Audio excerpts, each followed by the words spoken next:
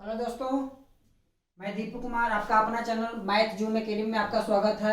इसके पहले मैं आपको परसेंटेज का 12 क्लास दे चुके हैं, जिसमें से ये मेरा 13वां क्लास है। ठीक है दोस्तों, और इस 13वां क्लास में आय व्यय बचत से संबंधित टाइप में करवाऊंगा। ठीक है दोस्तों, 3 क्लास में बेसिक दिए थे। बेसिक जो परसेंटेज से फ्रैक्शन में चेंज होते हैं, फ्रैक्शन से परसेंटेज में चेंज होते हैं, और ये मेरा लगता है लगभग 10वां टाइप होगा, और 3 क्लास मैंने बेसिक दिया था। ठीक है दोस्तों, अगर मेरा वीडियो बढ़िया लगे तो आप शेयर कीजिएगा। ठीक है दोस्तों, शेयर इसीलिए कीजिएगा कि आपके पास मेरा नोटिफिकेशन वीडियो का चला जाए। ठीक है दोस्तों, तो डायरेक्ट हम यहाँ पे क्लास पे चलते हैं। आई बराबर, आप लोग जानते हैं किसी व्यक्ति का इनकम क्या होता है? इनकम होता है उसका खर्चा प्लस बचत का ऐड होता है। यानी कि जो आय मिलता है उसको, जो कोई व्यक्ति जॉब करता है तो मान लेते हैं वो खर्च करता है और बचत करता है। बचत मतलब 5 साल के लिए, 10 साल के लिए जो बचत करता है ना, वही बचत होता है। तो बचत और खर्च और बचत दोनों का ऐड ही आय कहलाता है। जितना हमें सैलरी मिलेगा उसी में खर्चा भी करना है, और फ्यूचर के लिए क्या करना है? बचत भी करना है। तो क्या हो गया? इनकम बराबर एक्सपेंडिचर प्लस सेविंग। ठीक है दोस्तों, यानी कि मान लेते हैं 100 रुपया हम कमाए, 100 रुपया हम महीने का अर्न करते हैं। ठीक है दोस्तों, 100 रुपये में मान लेते हैं 80 रुपया खर्च कर दिए, 80 रुपया खर्च कर दिए, तो क्या हो गया दोस्तों? 80 रुपया जब खर्च कर दिए तो बच गया, सेविंग कितना हो गया? महीने का 20 रुपया सेविंग हो गया। ठीक है दोस्तों, तो हर प्रत्येक महीना में कभी कम कभी ज्यादा खर्च होते रहते हैं। ठीक है दोस्तों, इसी से आधारित मैं क्वेश्चन करवाऊंगा। अगर मान लेते हैं आय में मान लेते हैं 20% का वृद्धि हो गया। ठीक है दोस्तों, 20% का वृद्धि हो गया, तो 20%, 100 का 20% कितना हो जाएगा? 120%। और खर्चा में भी 8% का वृद्धि हो गया, 10% मान लेते हैं।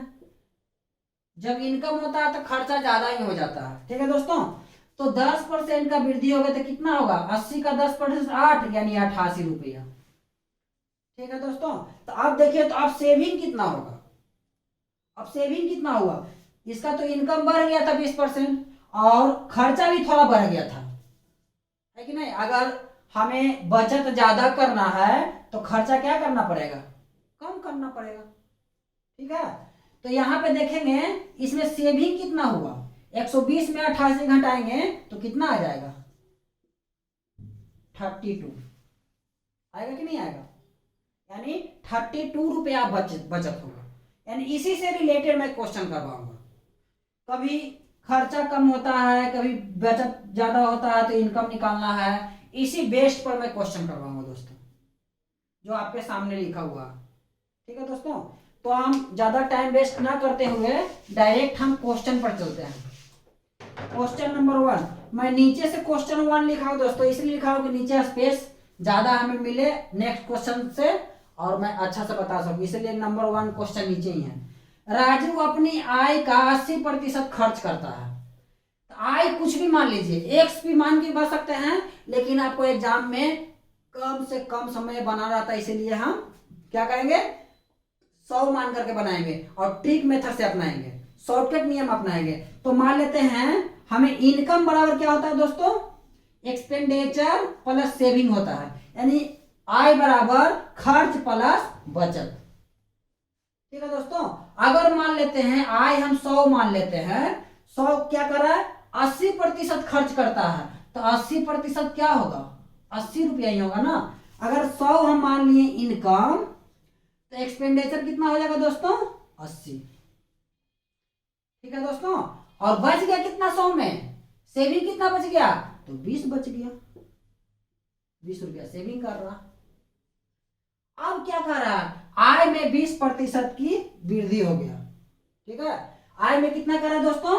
20% की वृद्धि हो गया, यानी 20%। ठीक है दोस्तों, इसको मैं दो तरीका से बताऊंगा। पहले तो आप डीपली तरीका से देख लीजिए, उसके मैं शॉर्टकट तरीका भी मैं बताऊंगा। तो 100 का 20% 20 होता है, और 20 में 100 जुड़ जाएगा तो कितना हो जाएगा 120 रुपया। अब यहाँ पे देखिए तो दोस्तों, अब बचत में 10% की कमी कर रहा है। बचत में, यहाँ एक्सपेंडिचर में कुछ नहीं कर रहा है, बचत यानी कि सेविंग में कह रहा है 10% की कमी कह रहा है। ये आपको माइंड में कैलकुलेशन करना है कि 20%, 20 रुपया का 10% कितना होता है, तो 2 रुपया होता है माइनस में, ठीक है। यानी 20 का 10%, 10/100 कट गया कि नहीं, यानी 2 रुपया क्या आया माइनस में। तो 20 है और 2 रुपया माइनस में, कमी न करा, तो कितना हो जाएगा दोस्तों 18 रुपया। अब नया इनकम आ गया 120 रुपया और सेविंग 18 रुपया। तो आप बताइए तो एक्सपेंडिचर कितना होगा, घट जाएगा ना। आप लोग जब जानते हैं यहाँ पे क्या हो जाएगा, लिख दीजिए यहाँ पे कितना हो जाएगा दोस्तों, यानी कि 120 में से 18 घट जाएगा, तो 102 रुपया आपका क्या आ गया, खर्चा आ गया, यानी व्यय आ गया, एक्सपेंडिचर आ गया। ठीक है दोस्तों। अब देखिएगा क्वेश्चन क्या कह रहा है, तो खर्च में कितना प्रतिशत की वृद्धि हुई। खर्च पहले कितना था, खर्च पहले 80 था, ठीक है दोस्तों। अब 102 रुपया आ गया, ठीक है ना। खर्च पहले 80 था, अब 102 रुपया खर्चा आ रहा, तो कितना वृद्धि हो गया, देखिए तो 22 रुपया का वृद्धि हो गया। 22 रुपया का वृद्धि हो गया कितना में, पहले खर्चा कितना था, बेस वैल्यू कितना है दोस्तों 80 है, यानी बेस वैल्यू आपका 80 हो गया।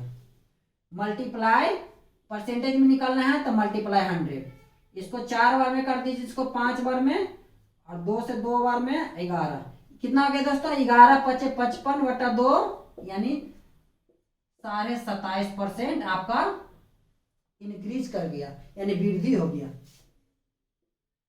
वृद्धि ही हो गया। पूछ नहीं रहा था, वृद्धि ही हुआ, कमी भी हो सकता था। ठीक है दोस्तों। अब इसको एकदम आसान तरीका बनाने के लिए सेकंड मेथड देखेंगे। ठीक है दोस्तों, सेकंड मेथड देखें, आपको उम्मीद होगा कि आपको ये समझ में आया होगा। सेकंड मेथड देखेंगे दोस्तों, अगर मान लेते हैं इनकम है, इनकम बराबर एक्सपेंडिचर प्लस सेविंग है। ठीक है दोस्तों, हम इनकम को 100 माने हैं, तो क्या हो जाएगा 80%, खर्च 80% करता है ना, तो 100 का 80% 80 रुपया। बचा कितना था, सेविंग कितना बच गया 20 रुपया, अभी मैं बताया हूं। उसे वही चीज है, हम डायरेक्ट यहाँ पे ऐड ना करके डायरेक्ट हम खर्चा में कितना, इनकम में कितना वृद्धि हुआ, एक्सपेंडिचर में कितना वृद्धि हुआ, और सेविंग में कितना वृद्धि हुआ, आसान तरीका से बना लेते हैं। देखिए कैसे, इसमें कितना करा दोस्तों, आय में 20% की वृद्धि करा है ना, तो डायरेक्ट 20 रुपया वृद्धि कर लेंगे। 20 रुपया 100 में नहीं जोड़ेंगे, आराम से बन जाएगा। खर्च नहीं, बचत में 10% की कमी, तो -10% कितना हो जाएगा, -2 रुपया। ठीक है दोस्तों, -2 रुपया होगा ना। हम डायरेक्ट इसमें जोड़ घटा के नहीं करेंगे, यहाँ 18 लिखे थे ना, हम डायरेक्ट यहाँ पे बढ़ा हुआ मान घटा हुआ मान लिख देंगे। अब डायरेक्ट निकालेंगे बचत, एक्सपेंडिचर। तो एक्सपेंडिचर क्या होगा, 20 में से ये घटेगा, तो 20 माइनस, अब -2 है दोस्तों, तो कितना हो जाएगा 20 प्लस माइनस माइनस प्लस हो जाएगा, तो 22 आ जाएगा। देखिए दोस्तों, अब घटाइएगा नहीं, कहीं घटाना है, पहले से माइनस था, घटाना है तो माइनस माइनस प्लस होगा, यानी कि 22 ही आया। ठीक है दोस्तों, 22 आया ना। अब 22 किसका आया, यानी 22 बढ़ा हुआ है। आपका एक्सपेंडिचर पहले 80 रुपया था, खर्चा 80 रुपया था, ये बढ़ा हुआ मान है। कितना आसान तरीका हो गया। तो बढ़ा हुआ मान है, कितना होगा, कितना से 80 रुपया था, 22 रुपया बढ़ गया, तब नहीं यहाँ पे लिखे थे 100, कितना लिखे थे दोस्तों 112 रुपया, सॉरी वो तो घटाए थे ना यहाँ से। तो मल्टीप्लाई बाय 100 कितना आ गया था दोस्तों, 27.5 आया था ना, 27.5% वृद्धि। बस ठीक है दोस्तों, इसी प्रकार आप मेथड का यूज करके, सबसे इजी मेथड यूज करके सब बना सकते हैं। पहले मेथड आप बेसिक चीज बता दिए, अब डायरेक्ट इंक्रीजिंग और डिक्रीजिंग लिखिए, जो भी का एक्सपेंडिचर बढ़े, चाहे सेविंग बढ़े, चाहे इनकम बढ़े, जो पूछ दे, ये दिया रहे, ये बढ़ा दे, चाहे ये पूछ दे, ये दे दे, ये दे दे, चाहे ये पूछ दे, कैसे भी बन जाएगा। नेक्स्ट क्वेश्चन पे चलते हैं दोस्तों, इसको क्वेश्चन को मिटा देते हैं, बनाने में आसानी हमें होगा।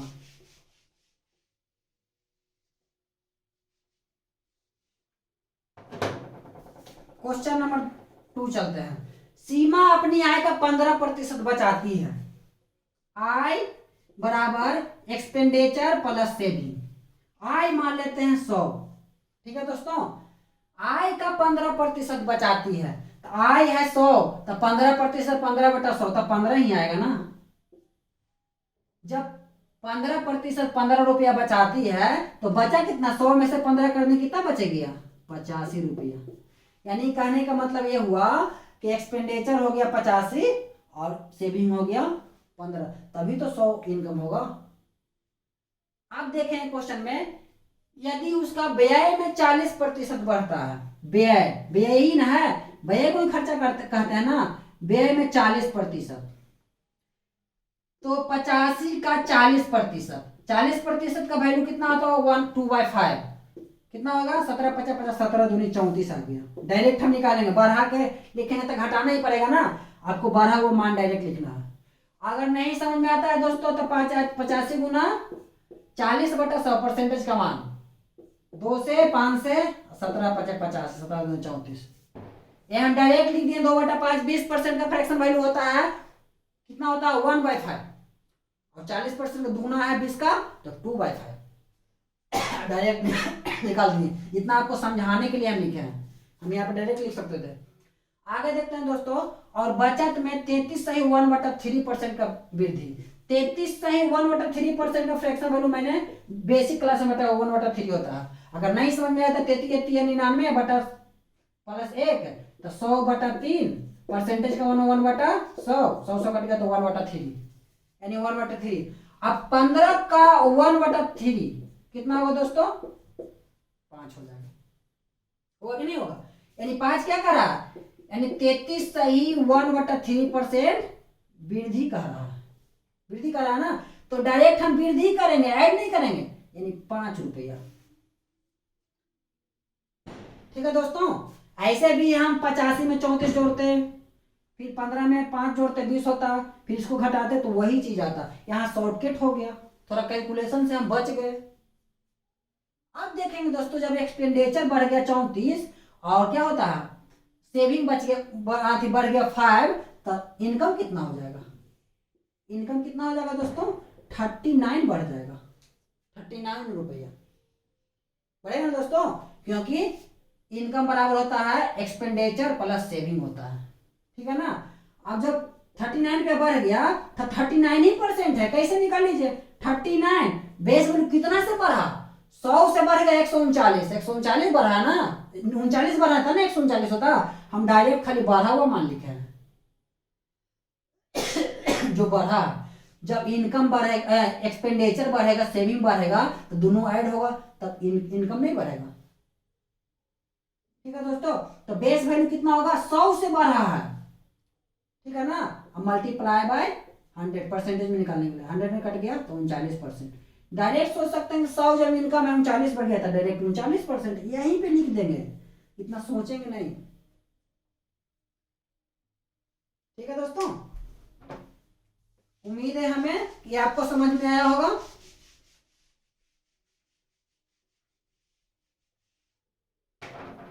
क्वेश्चन नंबर चलते हैं 3 पे,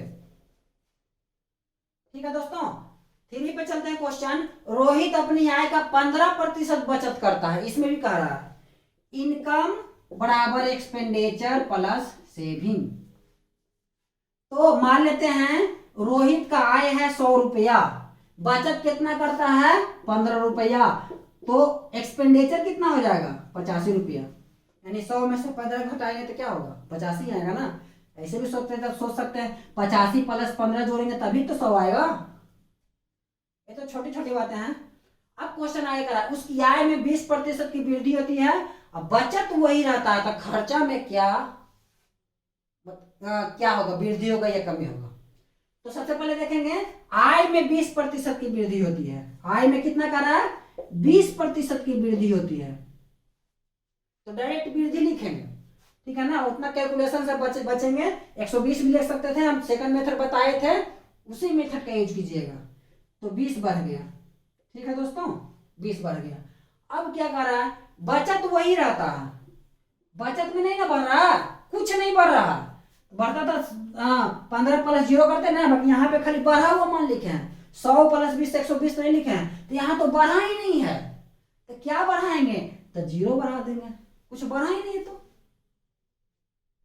अब क्या करेंगे, अब क्या क्वेश्चन कर रहा है, बचत नहीं बढ़ा, तो दो चीज जब दे दिया, इनकम बढ़ गया और बचत कुछ बढ़ा ही नहीं, तो बचा क्या, एक्सपेंडिचर बचा। तो एक्सपेंडिचर में क्या वृद्धि होगा, तो देखिए, तो आप लोग जानते हैं ना कि एक्सपेंडिचर बराबर क्या फॉर्मूला होता है, ये फॉर्मूले से घटा लीजिए।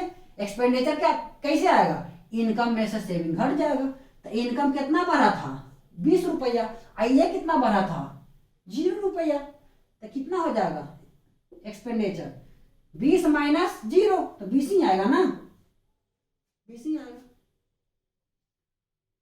अब क्या कर रहा है दोस्तों, तब खर्च में कितना वृद्धि हो गया, तब 20 बढ़ाना, ये 20 ही बढ़ाना, कितना में, 85 में, यानी 20 में 85 बढ़ा, तो निकाल देंगे 20 बटा, पहले था 85 रुपया खर्चा होता था, अब 20 रुपया ज्यादा होता है तो 105 रुपया होता होगा, है कि नहीं। यहाँ बढ़ा हुआ खाली मान लिख रहे हैं, यानी इनकम में से सेविंग हटा दिए हैं तो एक्सपेंडिचर आ गया है। तो 20 बटा कितना हो जाएगा, 85, 85 रुपया पहले खर्चा था, अब 20 रुपया बढ़ गया तो 105 रुपया हो गया, गुना 100, काट दीजिए, 17 पचे 85, 20 पचे 100, 400 बटा कितना हो गया दोस्तों, 17, भागा दे दीजिए, 17 दूनी 34, 60, 77 51, ठीक है दोस्तों, 51, 90, 17 चौका 17 पचे 85, ऐसे ही आपको वृद्धि होगी लगभग, ठीक है ना। उम्मीद है कि आपको ये भी समझ में आया होगा, खर्चे में वृद्धि कर रहा था ना, हाँ तो ठीक है, ठीक है दोस्तों। अब next question and last question पर भी चलते हैं।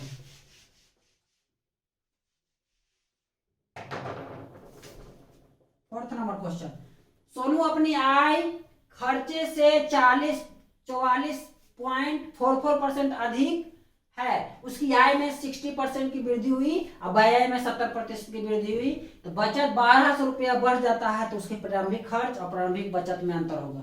तो सबसे पहले देखेंगे 44.44% का फ्रैक्शन वैल्यू कितना होता है। अब याद कीजिए 11.11% का फ्रैक्शन वैल्यू कितना होता है, 1/9 होता है। अब देखिए तो इसका क्या गुना है, 11/44 गुना करेंगे तो आएगा कि नहीं, 4 गुना, तो ये भी 4 गुना हो जाएगा, यानी 4/9, ठीक है दोस्तों, 4/9। अब यहाँ पे देखेंगे इनकम बराबर क्या होता है दोस्तों, एक्सपेंडिचर प्लस सेविंग होता है, ठीक है, एक्सपेंडिचर प्लस सेविंग होता है। अब क्या कह रहा है क्वेश्चन देखिएगा, खर्च से इतना अधिक है, यानी खर्च से कितना अधिक है, आय जो है खर्च से कितना अधिक है, ये आपको खर्च हो गया, यानी एक्सपेंडिचर हो गया, खर्च से कौन अधिक है, 4 ही अधिक ना है, तो ये हो गया क्या चीज, ये आपको हो गया सेविंग हो गया, हुआ कि नहीं। आय के बारे में पूरा, खर्च से कितना अधिक है, 44 सही, 44 सही है कितना, तो 4 है, तो 13 हो जाएगा, यानी 13 क्या हो गया, आय हो गया, और एक्सपेंडिचर कितना हो गया, 9 हो गया, और सेविंग कितना हो गया, 4 हो गया, सब उसी में छुपा हुआ है, ठीक है दोस्तों।